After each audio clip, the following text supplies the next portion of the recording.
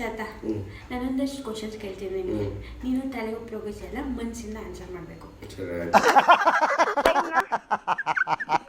Okay, ಇದು ಬಂದು ಈ ಕ್ವಶನ್ಸ್ಗೆ ನೀನು ಔಟ್ ಆಫ್ 10 ರೇಟಿಂಗ್ಸ್ ಕೊಡಬೇಕು.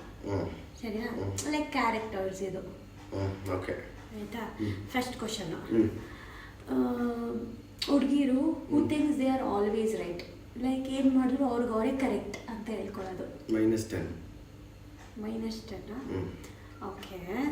ಪೇಷನ್ಸ್ ಲೆವೆಲ್ ಇಸ್ 0, ಅಂದರೆ ಎಲ್ಲದಕ್ಕೂ ಇರಿಟೇಟ್ ಆಗೋದು, ಚಿಕ್ಕ ಚಿಕ್ಕದಕ್ಕೂ ಕೋಪ ಮಾಡ್ಕೊಳ್ಳೋದು.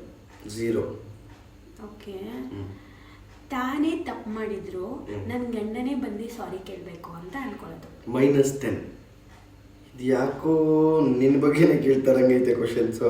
ನನಗೆ ನೀನು ಇವಾಗ 0, -1, -10 ಕೊಟ್ಟು. ಅಲ್ಲಪ್ಪ, ನಿನ್ನ ಬಗ್ಗೆ ಅಂತ ಕೇಳ್ತಾ ಐತೆ ಅಂತ ಕೇಳಿದ್ ನಾನು. ನಿನ್ನ ಬಗ್ಗೆ ಆಗಿದ್ದಿದ್ರೆ ನಾನು ಔಟ್ ಆಫ್ 10 ಕೊಟ್ಟಿರುವೆ. ನನಗೆ ಅಂದರೆ ಈ ಕ್ವಶನ್ಸ್ಗೆಲ್ಲ ಔಟ್ ಆಫ್ 10 ಕೊಟ್ಟು. 100% 10 ಕೊಟ್ಟಿರುವೆ. ಇನ್ನೊಂದು ಕ್ವಶನ್ ಕೇಳ್ತೀನಿ, ಸೀರಿಯಸ್ ಆಗಿ ಆನ್ಸರ್ ಮಾಡಬೇಕು. Okay okay. ದೇವ್ರು ನಿಂಗೆ ಒಳ್ಳೇದು ಮಾಡ್ತದ. ಒಂದು ರೂಮಲ್ಲಿ ನಾನು ಮತ್ತೆ 100 ಜನ ಹುಡುಗಿರು ಲಾಕ್ ಆಗಿರ್ತೀವಿ. ನೀನು ಫಸ್ಟ್ ಬಂದು ಯಾರನ್ನ ಸೇವ್ ಮಾಡ್ತೀಯ? ಆಬ್ವಿಯಸ್ಲಿ ಬಿಬಿ ನಿನ್ನೆ. ನೀನು ಯಾಕೆ 100 ಜನ ಹುಡುಗಿರು ಇರೋ ರೂಮ್ ಒಳಗೆ ಬಂದಿದೆ? ಲಾಸ್ಟ್ ಕ್ವಶನ್ ಕೇಳ್ತಾ ಇದ್ದೀನಿ.